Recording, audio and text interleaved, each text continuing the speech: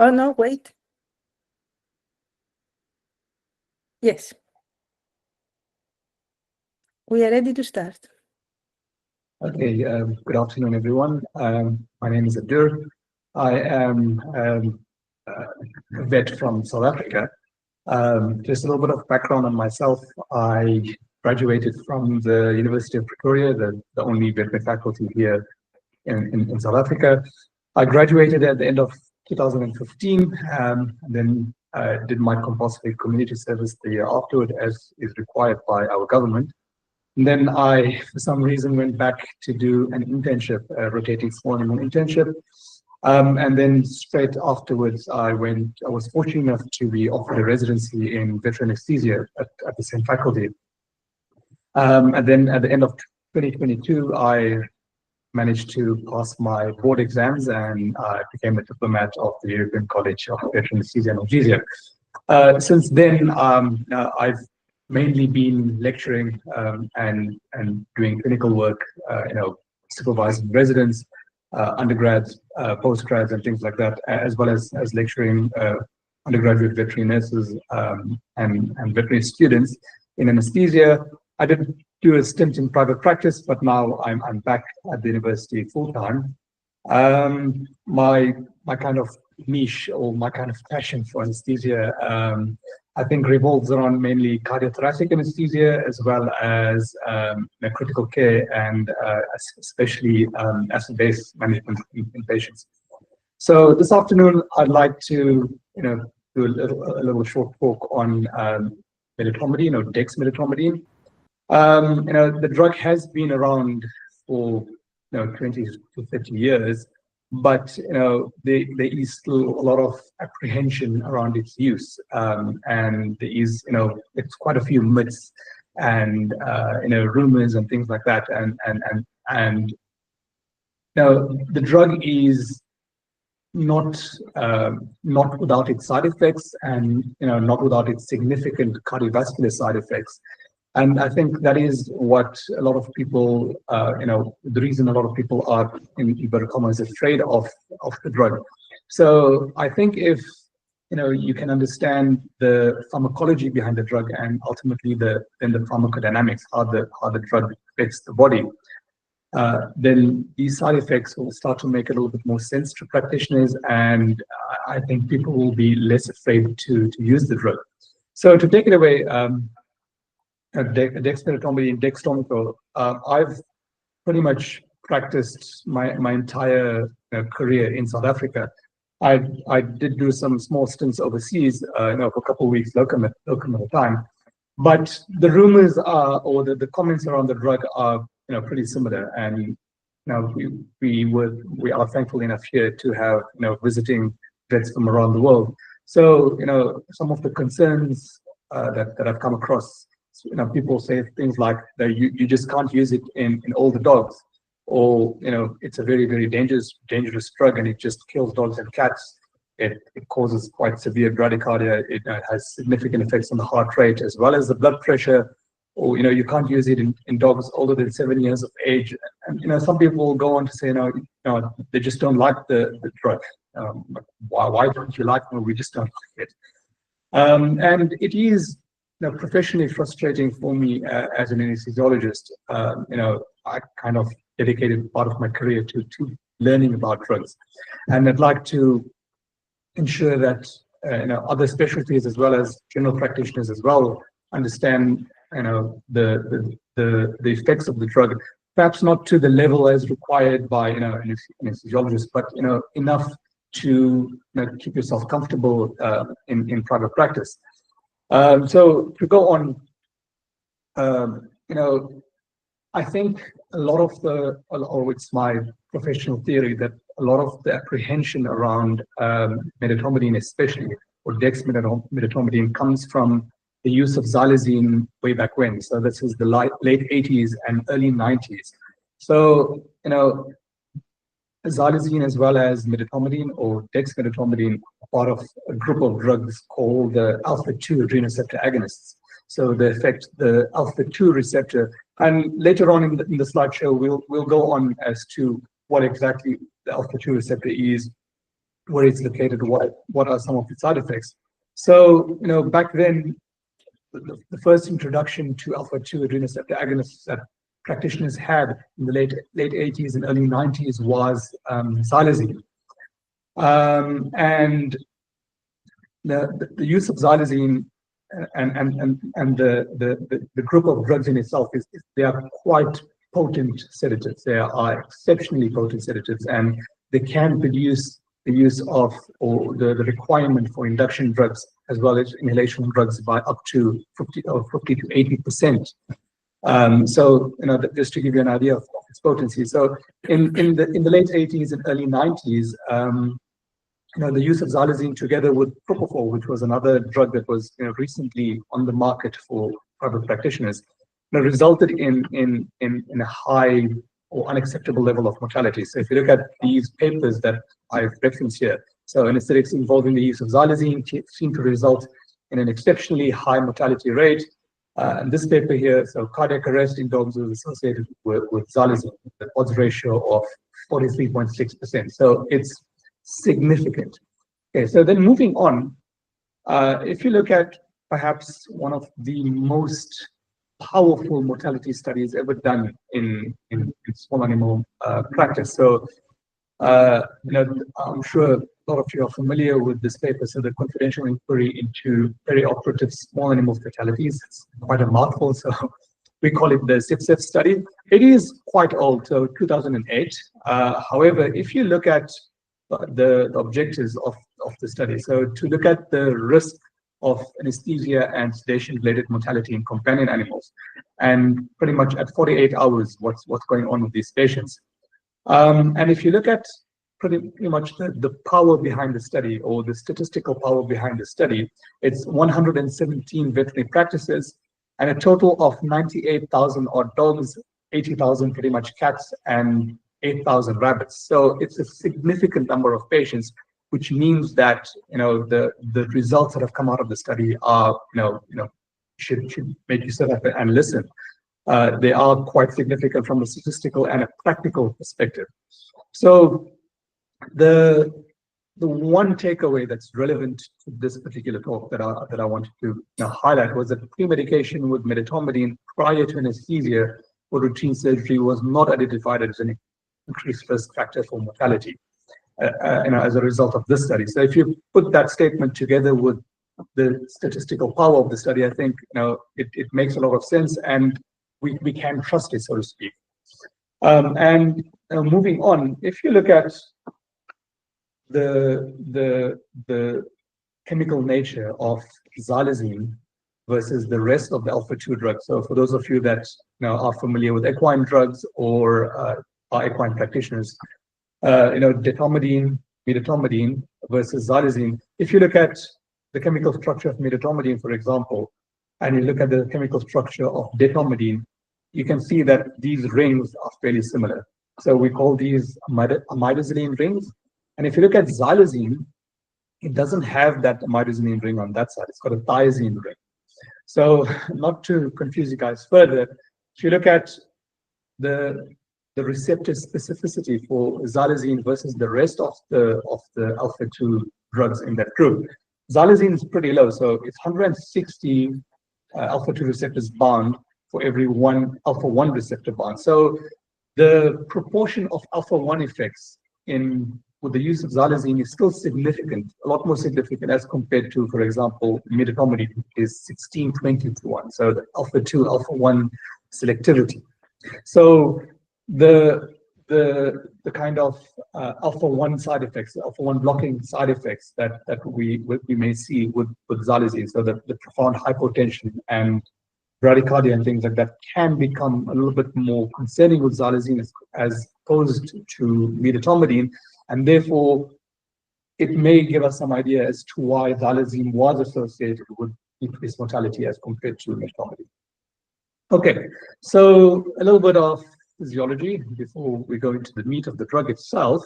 So alpha-2 adrenal receptors are pretty much widely distributed throughout the body. But if we want to understand specifically how alpha-2 adrenal receptor drugs work, I think the most relevant for us is the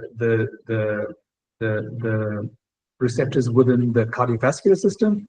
So the blood vessels as well as the heart, and then the nervous system. So the autonomic nervous system as well as the central nervous system, the spinal cord, brainstem, thalamus.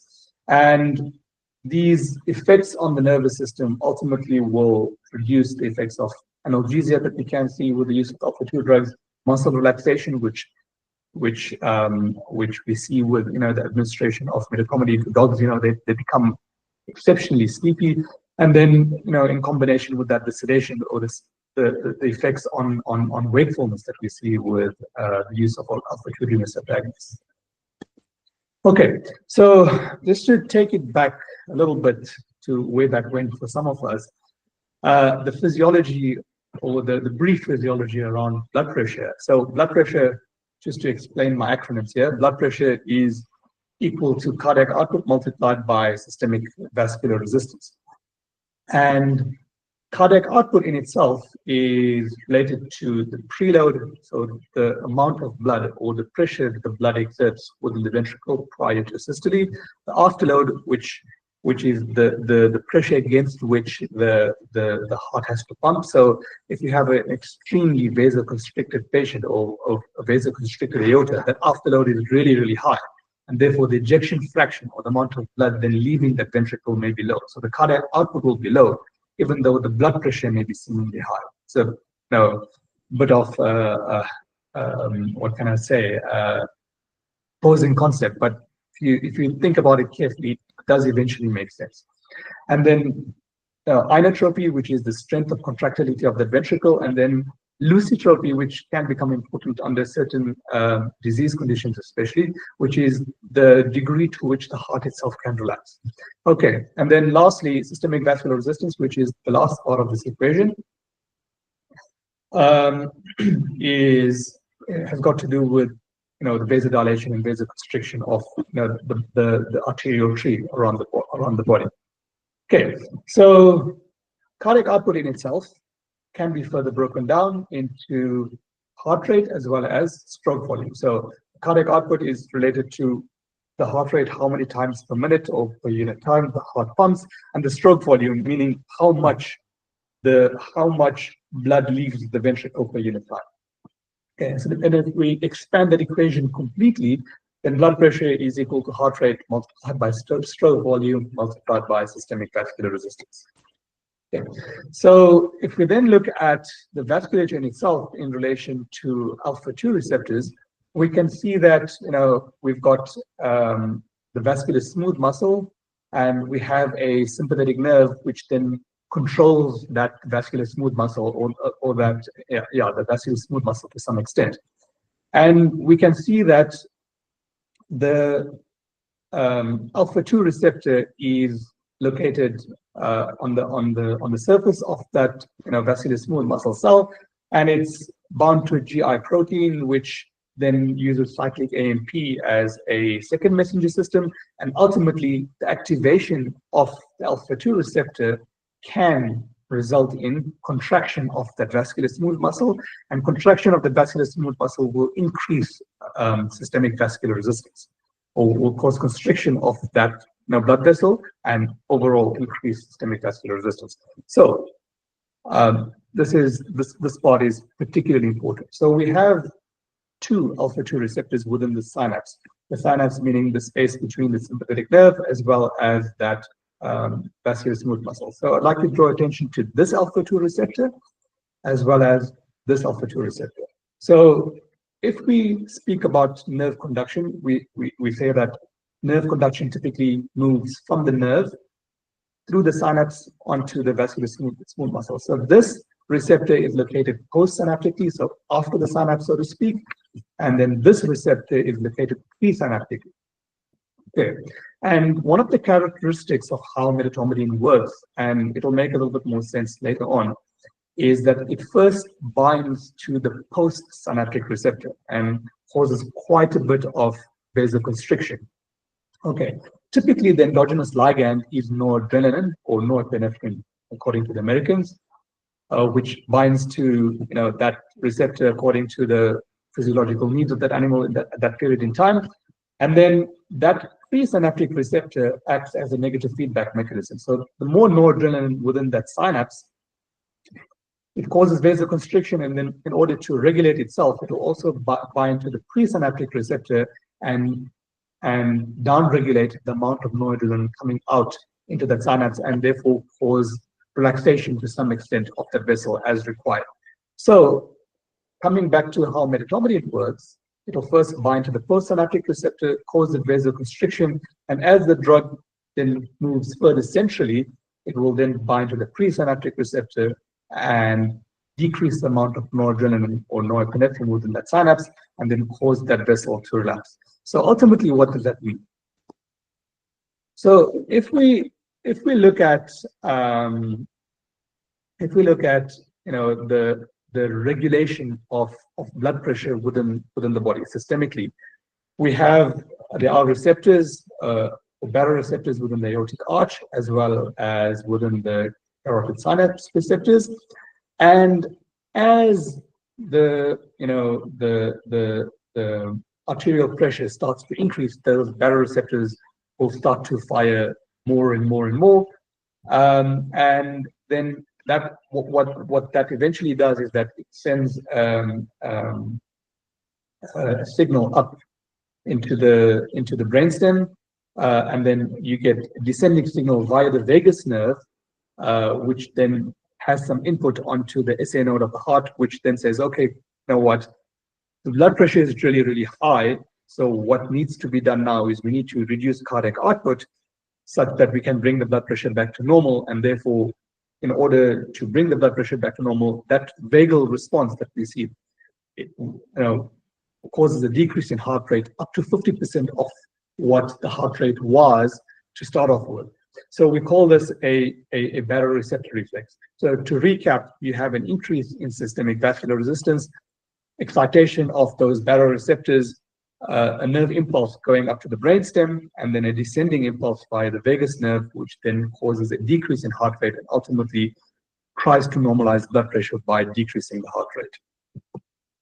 Okay, so this cardiovascular process happens in two phases. So initially, as I said, we get vasoconstriction, which causes hypertension. So vasoconstriction due to the postsynaptic binding of medetomidine or dexmedetomidine. And then you get that baroreceptor reflex, which causes a reduction in heart rate up to 50% of the baseline. And this phase one lasts for about 20 to 30 minutes, after which the drug starts to move centrally to the presynaptic receptors and then into the central nervous system itself. So those presynaptic receptors will then cause a decreased amount of noradrenaline to be secreted into that synapse. And as the drug moves into the central nervous system itself, it will also cause a decrease of noradrenaline release from the brainstem itself. So that will cause normalization of blood vessel tone, as well as the blood pressure will start to get back to normal. However, due to that inhibition of noradrenaline release from the central nervous system, the heart rate in itself will remain low. Right? So there's no sympathetic stimulation on the SA node, so therefore the heart rate will remain pretty much as to what it was during the phase one. Okay, so the intensity of these effects, of course, are dependent upon dose and route. So, you get these dose-dependent effects. So up to 3 micrograms per kilogram of medetomidine administered IV, you will get peak vasoconstriction, or 1.5 micrograms per kilogram of dexmedetomidine, you'll get the peak effect. And then the route, of course, so the intramuscular route, it takes about 5 to 10 micrograms per kilogram of medetomidine, or half of that for dexmedetomidine to have these kinds of effects. The intensity as well as the timing. So now the route given IV, the effects are almost instantaneous, I would like to say, so within 1 to 3 minutes, versus given intramuscularly or administered intramuscularly, the effects will start to peak around 15 minutes or so.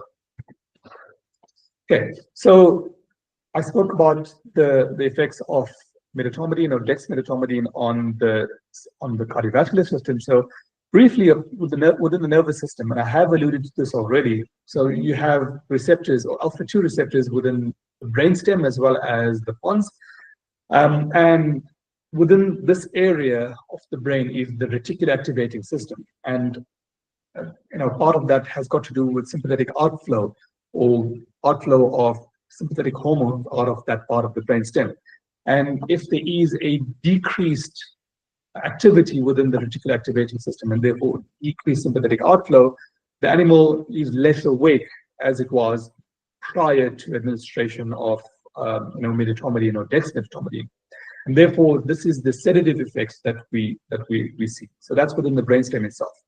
Within the dorsal horn of the spinal cord, you also get alpha-2 receptors, and these alpha-2 receptors are very, very closely associated with opioid receptors. So alpha-2 receptors do mediate analgesia, so they do mediate modulation of descending and ascending nociceptive signals within the spinal cord. And due to the close association with opioid receptors, there is a synergistic effect, with opioids if administered concurrently. So, for example, if you administer methadone, you'd expect an arbitrary level of analgesia. However, if you administer an alpha-2 drug together with methadone, you get a synergistic effect. So it'll be a lot more than either of those drugs administered alone. So ultimately, you have dose-dependent sedation, and you can't carry on redosing and redosing and redosing that animal within a very short period of time. Otherwise, you will end up with a ceiling effect. So that ceiling effect, varies from dog to dog, and it is also varied according to the manufacturer or the literature. So it's somewhere between 50 to 18 micrograms per kilogram for medetomidine. And what can happen is, if you do administer more than that ceiling effect, you just extend the duration of effect of the drug instead of increasing the efficacy of the drug or the clinical effects of the drug. And if there is gross overdose of the drug, then you can then see quite significant hypotension. So typically with clinically relevant doses, you don't usually see hypotension with medetomidine or dexmedetomidine. However, if grossly overdose, you can see hypotension due to that significant presynaptic effect that may take place. Okay, so the sedation, if given intravenously, kicks in within 1 minute. If given intramuscularly, within 10 minutes. If given subcutaneously, so some practitioners prefer to administer subcutaneously, with thoughts of patient comfort in mind. So a subcutaneous injection may be easier on the practitioner as well as the patient to administer. There's less pain. However, there is variable absorption of the drug if administered subcutaneously. Therefore, I think the manufacturer as well as the literature supports either intravenous or intramuscular administration. I think I did allude to this next point at the beginning of the slideshow. So it does have potent sparing of induction and maintenance drugs. So I haven't proven it yet, but I think looking at causes of mortality of, for example, healthy dogs, being anesthetized, I think unnoticed apnea is probably quite high up there.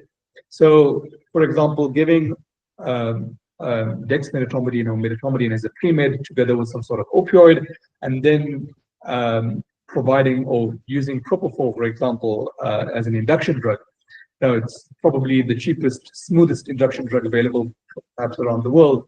And if not dosed sparingly based on the level of sedation, if administered quite rapidly in large doses, you can get pretty significant apneic effects with the induction drug. It's not only propofol, it's also flaxolone, ketamine as well can do it, but I think propofol is the biggest culprit. So I think dosing of your induction drug should be based on the level of sedation that you see with the pre-medication. So if you have a pretty significantly pre-meded animal, so the effect of the pre-med, that the dogs or cats completely head down, very minimal response to stimuli, I would recommend administering, say, 1 milligram per kilogram of propofol slowly over 1 minute. So that's been reported in recent literature. I don't remember the resource, but the recommendation is 1 milligram per kilogram for 1 minute, and then evaluating your effect and then taking it from there. If the animal is somewhat sedated, you can probably start with 2 to 3 milligrams per kilogram, and if the drug has had no effect, it's either there was some fault with the injection of the drug, so it may have gone subcutaneously, or into a fascial plane, or the animal is just super excited and has quite a bit of noradrenaline floating around its system, which then kicks off the alpha-2 drugs of the alpha-2 receptor. And this is the same thing that can happen with extremely aggressive dogs. So if you have a really aggressive dog, that animal's circulating noradrenaline level is significantly higher as compared to the happy, healthy. Let's do some typical examples. So you have like a 35 kilogram German Shepherd or Rottweiler that wants to bite your face off. Then you have like a 35 kilogram Labrador that's the sweetest dog ever. And say I administered 10 micrograms per kilogram to both the dogs, and the level of sedation that I get with the Labrador would be a lot higher as compared to the aggressive dog. The reason being the noradrenaline level. So therefore, with aggressive dogs, your dosing needs to be at least 2 to 3 times higher, just to counteract the circulating noradrenaline. And I would recommend, using other drugs together with that, perhaps ketamine or bupropion, or ketamine, bupropion together with medetomidine or dexmedetomidine. Okay, so I've digressed quite a bit on that point. So we get sparing of induction and maintenance drugs, significant analgesic effects, muscle relaxation due to the effects of the drug on the alpha-2 receptors of the spinal cord, as well as the reticular activating system, a reduction in heart rate, an increase in blood pressure, especially during phase 1 of the drug's effects. So if you look at the mucous membranes of these patients that have been administered alpha-2s, so the mucous membranes are quite pale due to the vasoconstriction, and sometimes you may see some cyanosis, so or like bluish, purplish tinge of the mucous membranes. Even though the dog may look cyanotic, and with a reduction in respiratory rate, the literature has proven that the blood gas concentration, so the blood gas tension, so the partial pressures of oxygen within arterial blood is not significantly or clinically changed enough to be concerned. And that cyanosis that you may see is related just to the intense vasoconstriction that may occur. Okay, so how long does medetomidine last? What's the approximate duration of its clinical effect? So the half-life of medetomidine is approximately an hour to an hour and a half. So this article speaks, it's quite technical terminology around the pharmacokinetics of medetomidine. So they observed that the peak effects can be up to an hour after administration, and then ultimately the elimination is approximately an hour to an hour and a half, with limited differences, between the routes of administration as it relates to the pharmacokinetics. So, considering that clinically we may observe or expect the dog to be sedated or significantly sedated for at least an hour, it always brings me to that question: should we always reverse the drug? And this is one of the nice things about the drug, is that we do have quite specific reversal drugs available, but it also, on the other side of it, should we always reverse the drug? And it's always a question that I kind of have a little bit of a debate with our nurses in ICU here at our hospital. So, for example, dog comes in 8, 9 o'clock in the morning to theater. We use medetomidine as part of the pre-med and we may top it up depending on how active the dog is. And then a couple hours later, the dog then comes out of theater and it's gone to the high care ward, and the dog is extubated and awake, lifting its head, but it's not up and about. So and then the nurse is like, should we reverse the dog? I'm like, why should we reverse the dog? The dog is clinically stable, it's comfortable, it's just had a TPLO, so we've just sawed into its leg and we've put a working plate on. Now I think the dog is comfortable. If we start to reverse the drug, then we will take away the synergistic analgesia that comes together with the opioids that have been administered. And what's the need to have a dog that's just had its leg operated on to be standing up in the cage? There's no need for that. So just leave it alone. On the other hand, say medetomidine or dexmedetomidine, as I mentioned in the beginning, is quite a predictable potent sedative, and it's nice for those quick outpatient procedures. So I want to take a quick set of radiographs or a quick ultrasound or a abscess lance or something like that. So I think in that situation where the procedure is going to be like 20 to 30 minutes to an hour, and then the owner is either coming back in a couple hours time, or the owner is pretty much waiting in the waiting room. In that situation, yeah, we can always reverse and then send home. That being said, I just want to backtrack a little bit with my observation of the effects of the drug lasting 1 hour. That statement may not always be true for animals that have undergone general anesthesia, especially for protracted periods for a decent few hours with isoflurane. Now, especially if they've become quite hypothermic during the anesthetic episode. So perhaps the most common anesthetic complications that may occur is hypothermia and hypotension and anesthesia in healthy dogs. So if the animal does become significantly hypothermic, around about 34, 35 degrees Celsius, then the duration of effect of medetomidine may be increased due to the decreased metabolic rate, and the decreased excretion of other drugs on board, as well as the whole soup of drugs, the methadone or the butorphanol plus the medetomidine plus the isoflurane and sevoflurane, plus everything else, and the dog is now cold, so it takes a little while to warm up, and eventually the dogs or cat should wake up nicely, but that clinical effect may outlast this 1 hour that I'm observing. Okay, so the other effects of medetomidine. So you can have effects on thermoregulation, where the drug depresses the thermoregulatory center within the hypothalamus, and it's similar to opioids, where you have a resetting of that thermoregulatory center to a lower point. So, for example, a dog's normal temperature will be like 37.5 to 39 odd degrees Celsius, and the effect of medetomidine on that thermoregulatory center may reset that slightly lower. So while the drug is on board, the body doesn't strive to keep the temperature at, say, 38 degrees Celsius. It will regulate down to 37 degrees Celsius.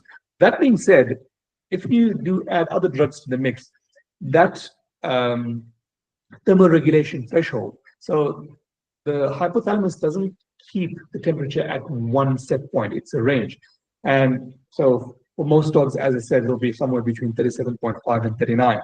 And that range will increase. So it'll go all the way down to perhaps 35, all the way up to 38. So that that thermoregulatory range will widen or increase, and therefore you see upsetting of the thermoregulatory center, so to speak, and you have promotion of clinical hypothermia in inverted commas. The next thing that I'd like to touch on is the effect of medetomidine on the motor cortex. So very, very often, dogs sedated with medetomidine may have these weird facial twitches or muscular twitches.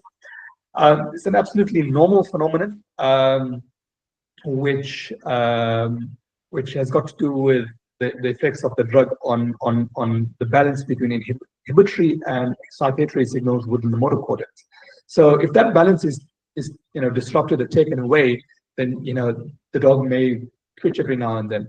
And metformin is not the only culprit that does it. Propofol is another big culprit in that situation, as well as alfaxilone, to the point where there have been case reports to say that the practitioners were not aware whether or not it was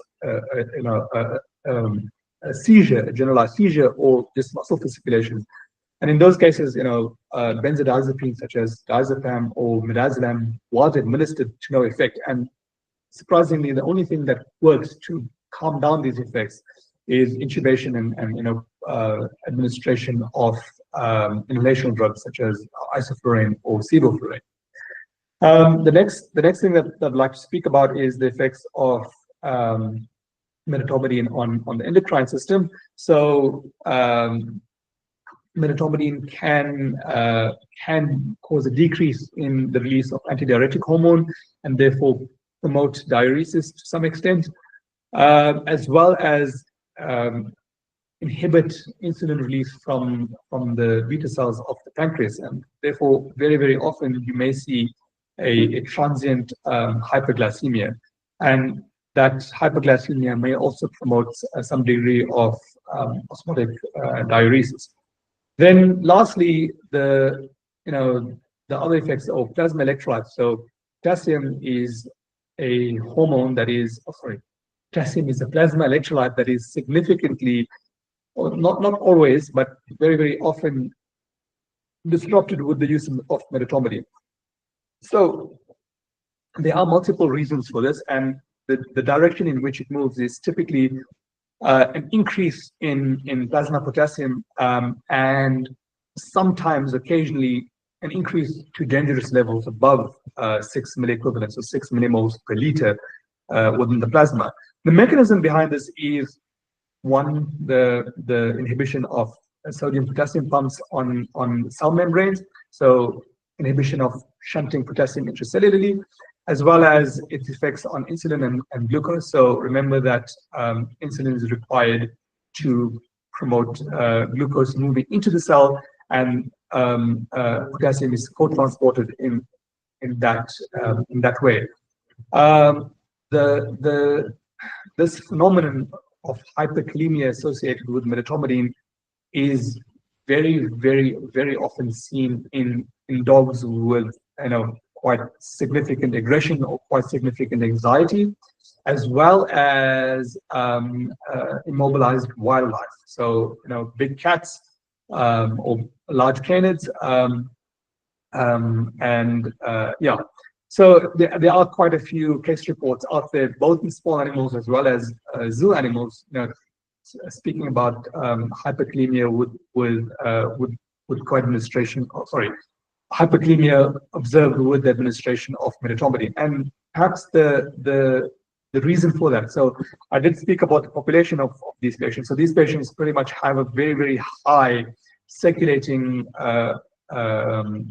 amount of stress hormones such as adrenaline and noradrenaline, and by virtue of then administering an alpha-2 drug, it has quite a significant sympatholytic effect.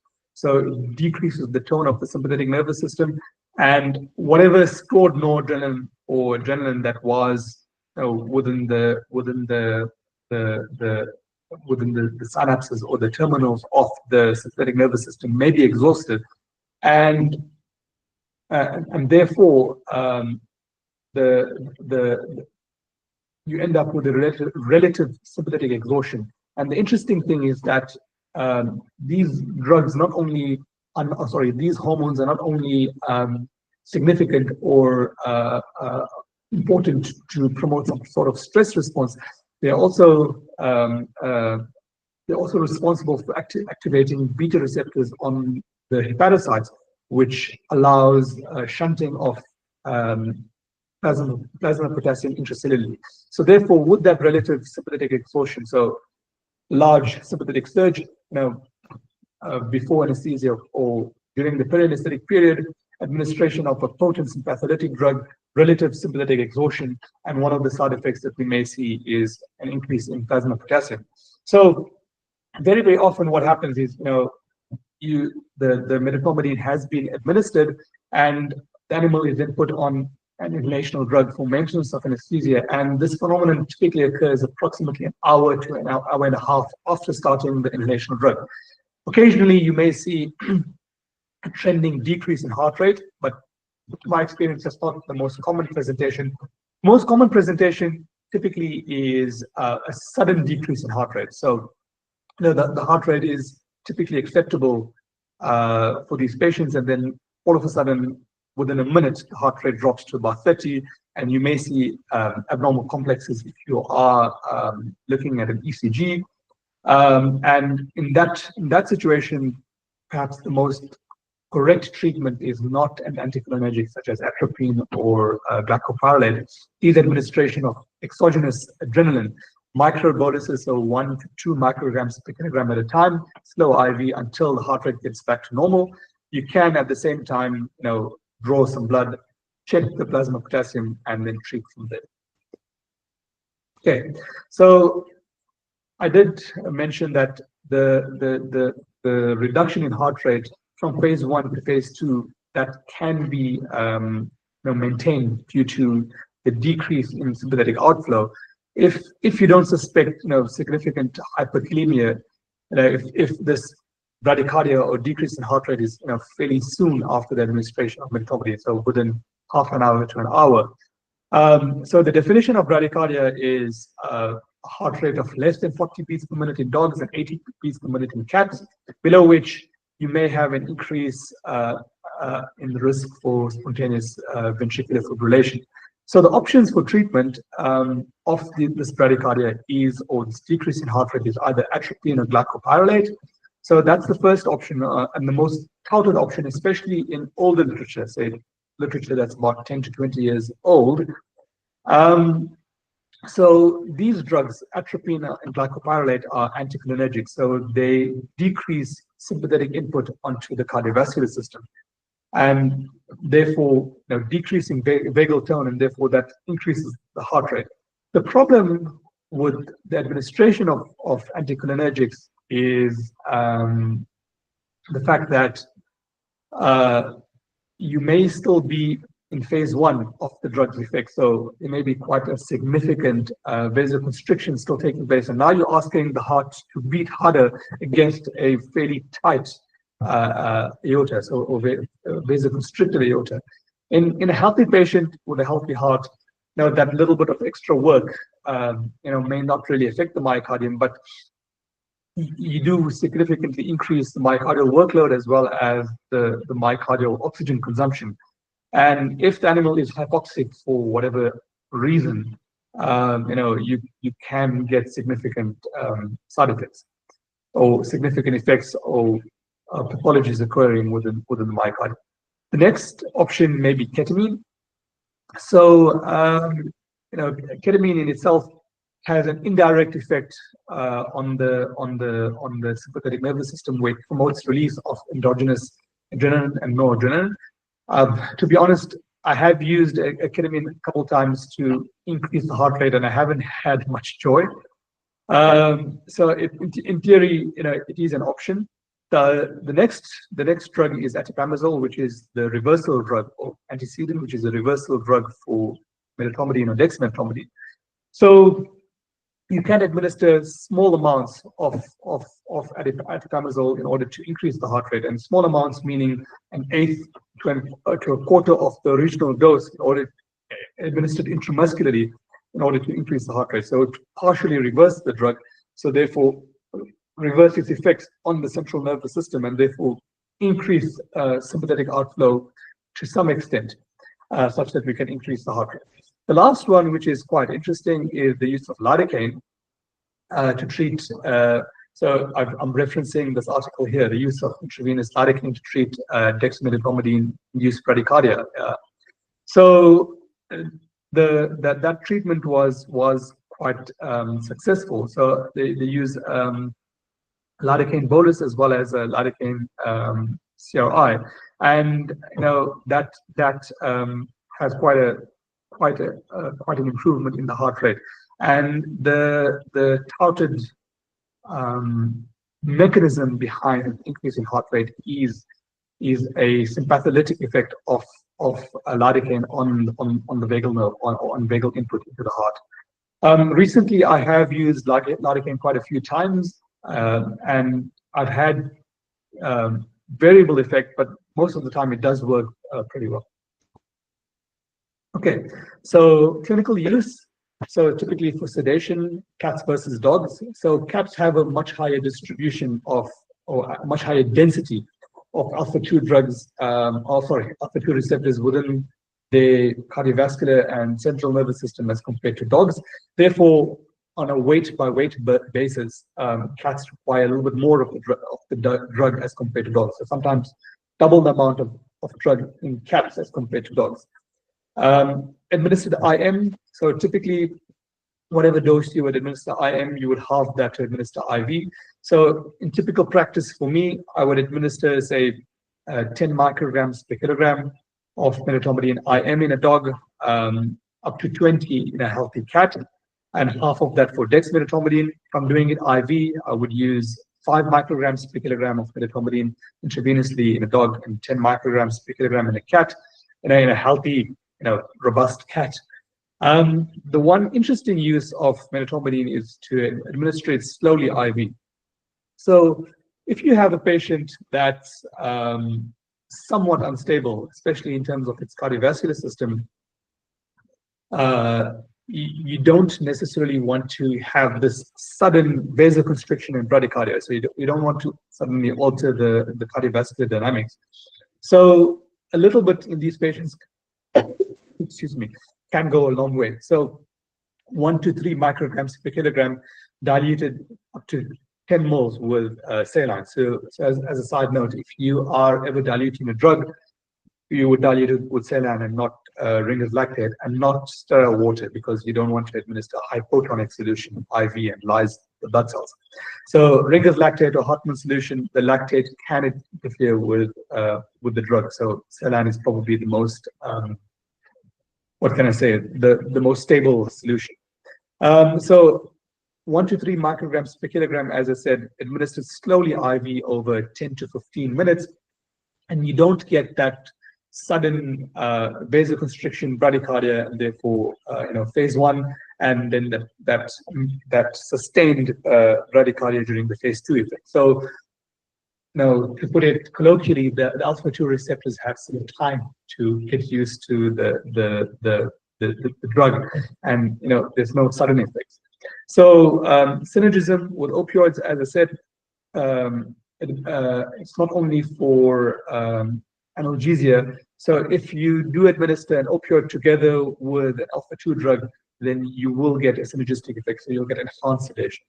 Okay, it can be used for analgesic effects. However, after a single injection, the analgesic effects are quite short-lived, a lot less than the sedative effect. So approximately half an hour.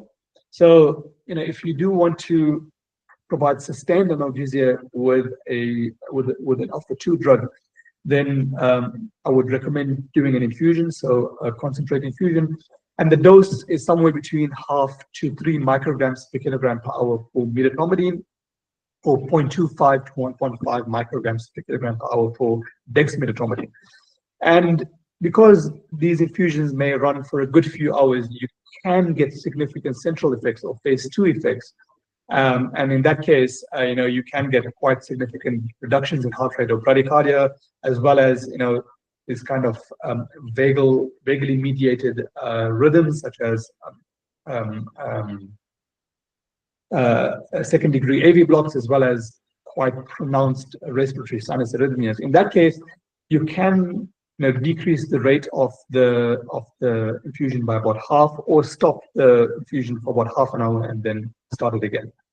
Lastly, if you are treating hypotension in a dog due to significant vasodilation, so there is a patient that's hypotensive under anesthesia for one or the other reason, look at its mucous membranes.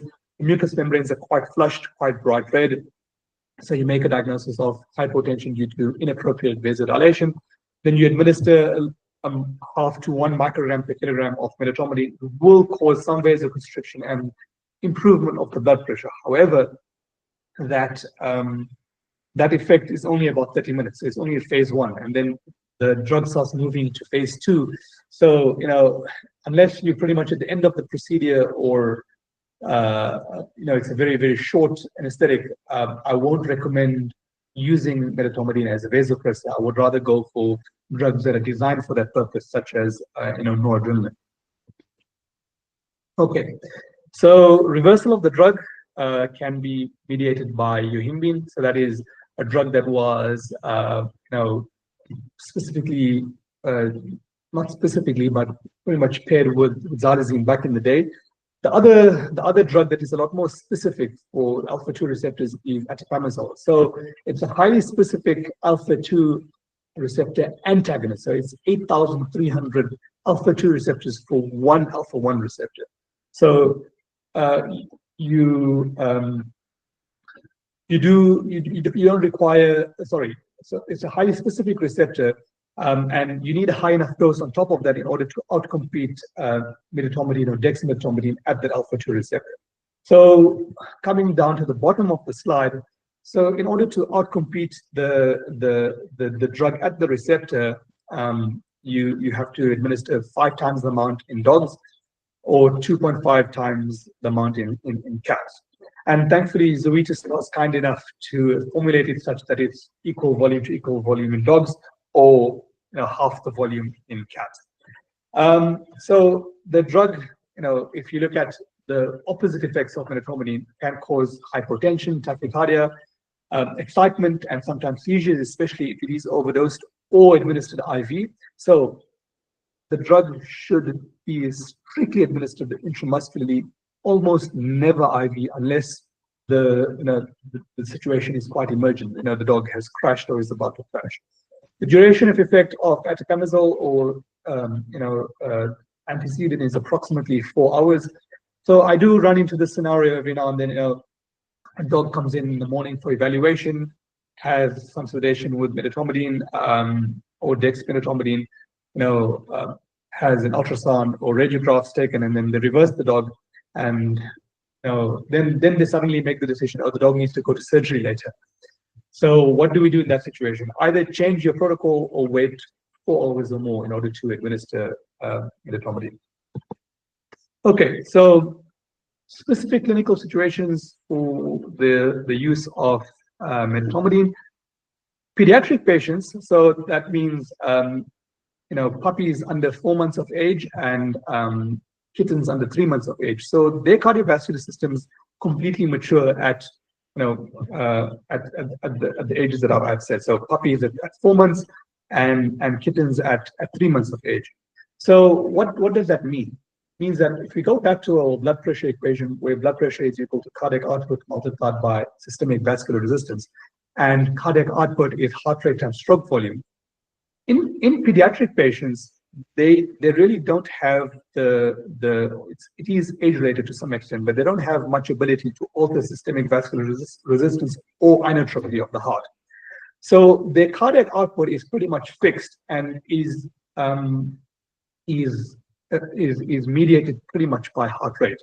So therefore, puppies have this is one of the reasons that puppies have a much higher heart rate as compared to adult animals. So they don't regulate the cardiovascular systems by vasoconstricting, vasodilating, or increasing stroke volume. It's pretty much heart rate only. And that, as it's not a black and white situation. It is a continuum as the animal gets older and older. So closer to 4 months of age, for example, for a puppy, that effect starts to take place, or that maturity starts to take place. So if the puppy is about 4 months of age or just under 4 months of age, I don't really have any qualms about using medetomidine or dexmedetomidine in these patients. However, if it is significantly pediatric, like a month to 6 weeks of age, I would perhaps completely stay away from alpha-2 drugs, because I don't want to use a drug that will significantly decrease heart rate and therefore significantly affect cardiac output and therefore blood pressure in a pediatric patient.